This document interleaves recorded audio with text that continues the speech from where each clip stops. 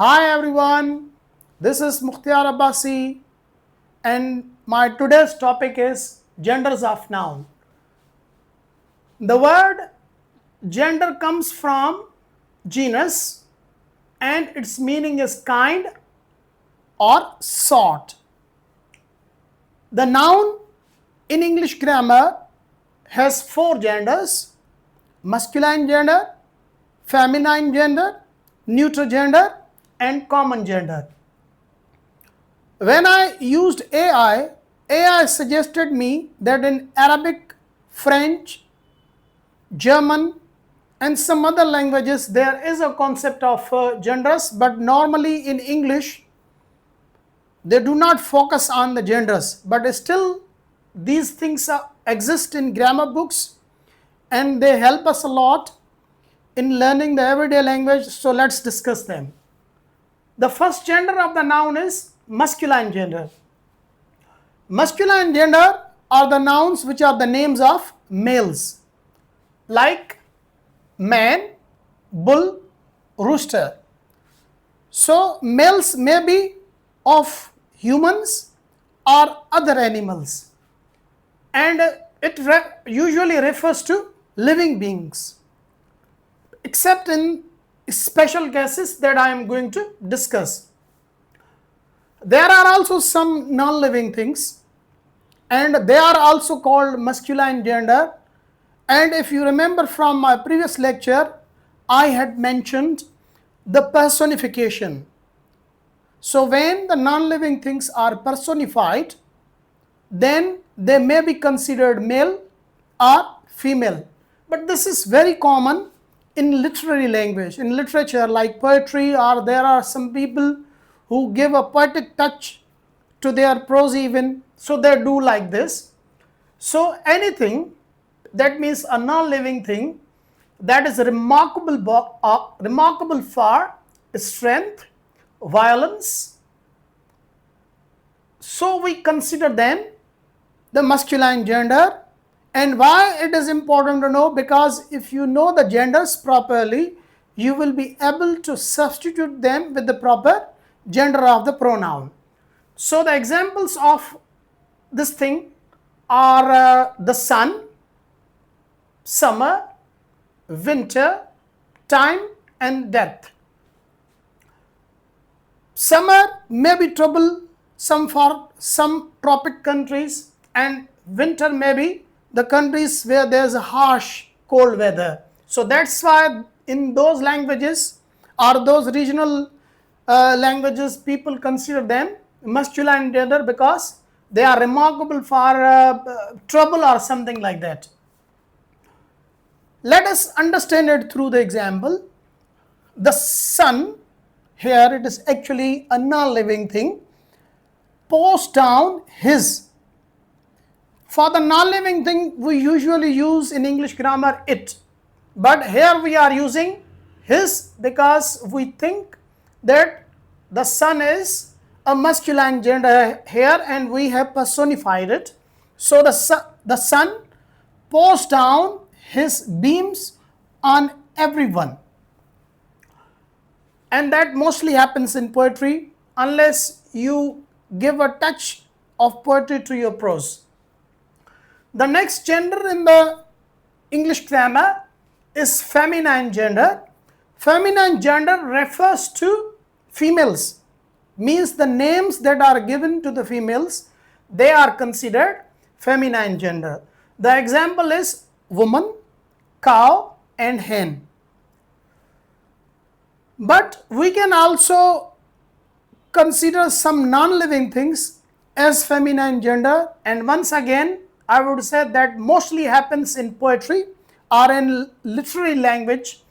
So what are the non-living things that may be considered feminine genders? So let's talk about them. So that is mostly it happens in literature.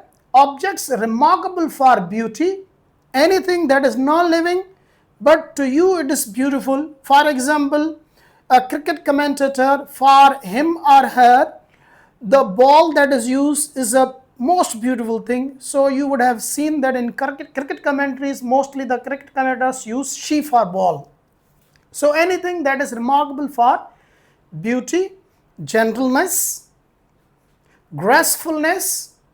So we usually use feminine gender for, or we consider them feminine genders. One more thing I would like to tell you, that ships, so they are also called in English grammar feminine genders. That's why they are also replaced with she. And the names of the countries, in formal language, people prefer to use she instead of the name of the country, because they think it is, in English grammar, they are feminine genders. So the examples that are actually non-living things, but we consider them feminine genders, are the moon, the earth, spring, autumn, liberty, justice, mercy, peace, hope, and other nouns like them. Spring, it is a beautiful thing.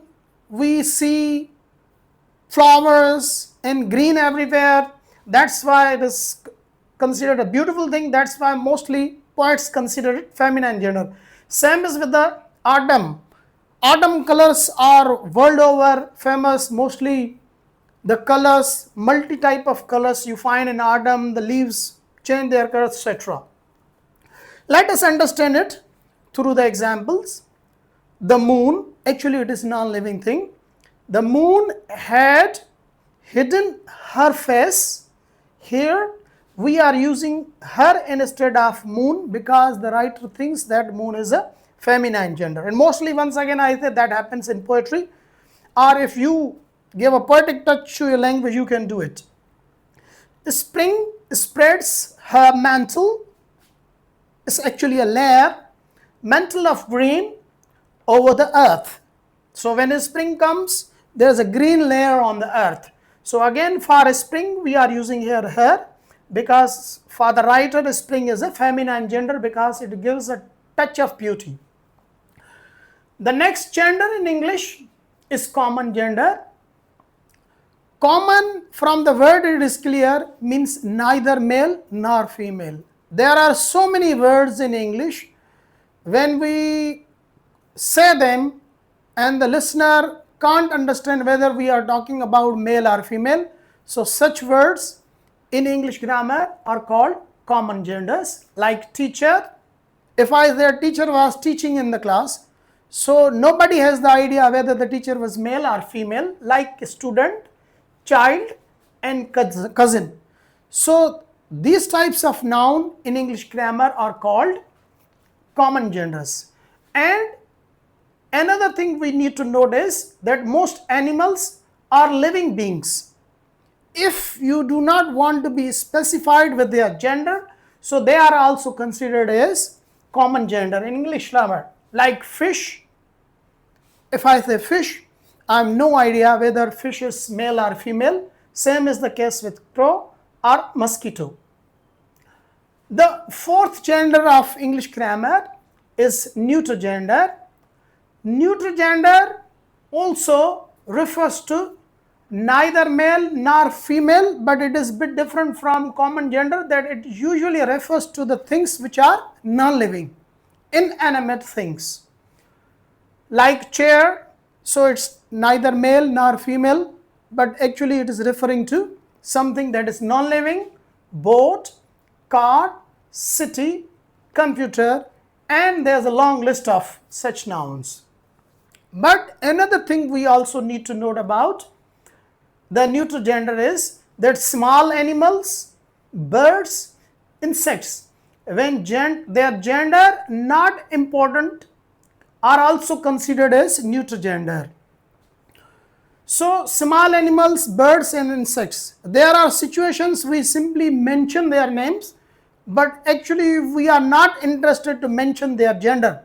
So in that case, they are also considered as neuter gender. Why it is important to understand that if we are not considering them neuter gender, then what will happen? We will misuse the pronoun in place of them, because for the neuter genders we usually use the it pronoun it.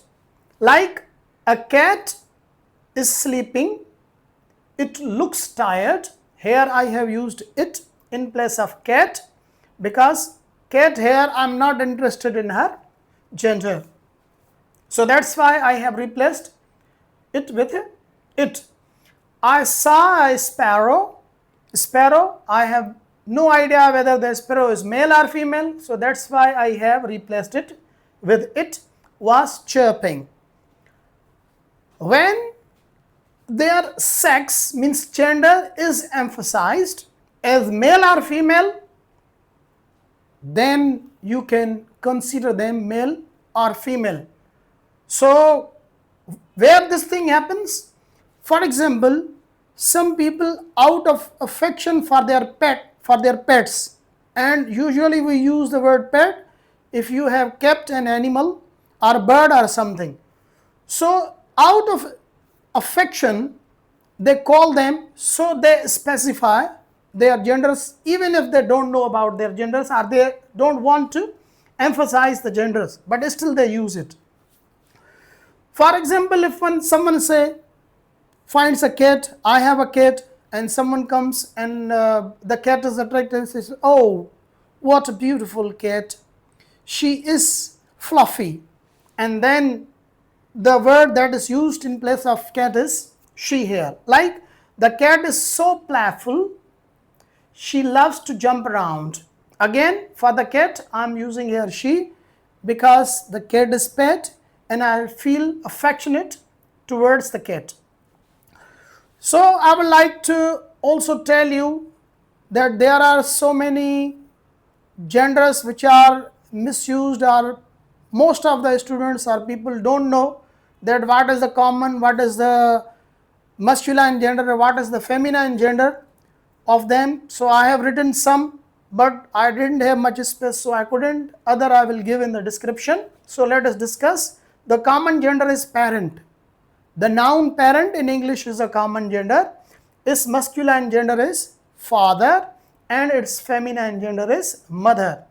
Another word is spouse. A spouse is a common gender. Its masculine gender is husband and its feminine gender is wife. Then another word is sibling. The word sibling can be used for a brother and for a sister.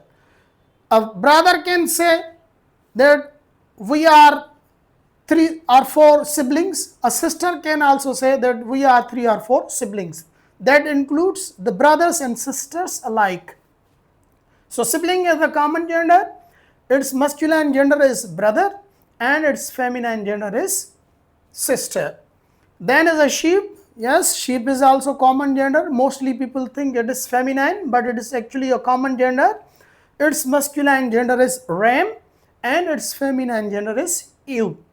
Then another word is chicken, very common. This is also common gender. Its masculine gender is rooster and its feminine gender is hen.